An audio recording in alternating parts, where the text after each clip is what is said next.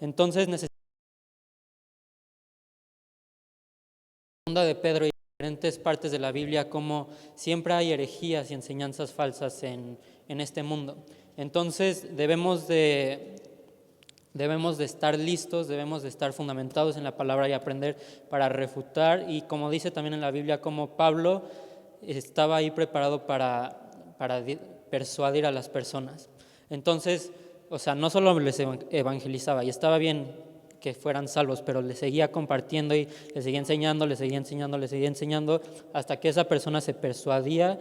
Y muchas veces ellos saben cómo contestar más que nosotros, y hemos visto cómo hay movimientos diferentes hoy en día que personas se convierten al Islam o al judaísmo porque en realidad no están bien fundamentados en la palabra. Entonces, segundo punto, no nos podemos quedar estancados.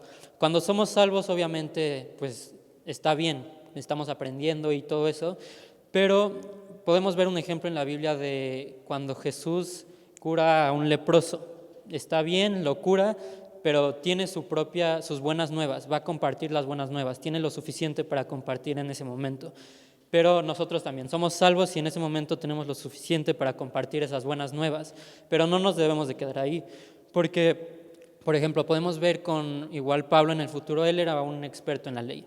Entonces, él no se conformaba con saber lo básico, él quería conocer a su Dios y conocía la palabra. Entonces, con esa palabra pudo compartirla a otras personas, pudo seguir su ministerio y pudo expandir su ministerio.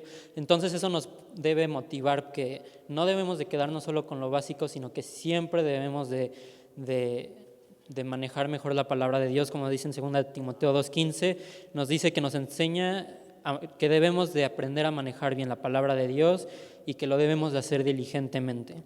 Y mi tercer punto es que esto nos ayuda, conocer la palabra nos ayuda a vencer tentaciones.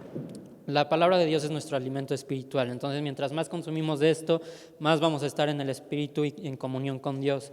Entonces, obviamente, si ponemos mucho de esto, vamos a estar viviendo una vida que le agrada a Dios. Pero si ponemos cosas que no son espirituales, pues vamos a estar viviendo una vida que no es tan espiritual y que no es tan agradable a Dios como debería ser. Y podemos ver en diferentes ejemplos de la Biblia, desde el principio el diablo cambiando la palabra de Dios, la modificó y Eva cayó en tentación, pero podemos ver Jesús en el desierto cuando está siendo tentado, él con la misma palabra está defendiendo, y él sabe cómo resistir las tentaciones porque conoce la palabra de Dios. Entonces, mientras más sepamos, el Espíritu Santo nos va a hacer más recordar la palabra que tenemos en nuestras mentes, y es como municiones, mientras más tenemos, más vamos a poder tener para batallar. Y tengo otro punto que, bueno, voy a decirlo rápido, que toda la Escritura es inspirada por Dios, se sabe en ese versículo, entonces no podemos ser selectivos, el Espíritu Santo ya se encargó de hacer eso, y pues aquí tenemos toda la palabra de Dios. Entonces debemos de estudiar todo para aprender a glorificar a Dios, para hacer el bien. El Señor es celoso con cómo lo glorificamos y con toda la honra. Entonces, para conocer al Señor y tener esa buena relación con el Señor, debemos de aprender y saber lo que dice este libro.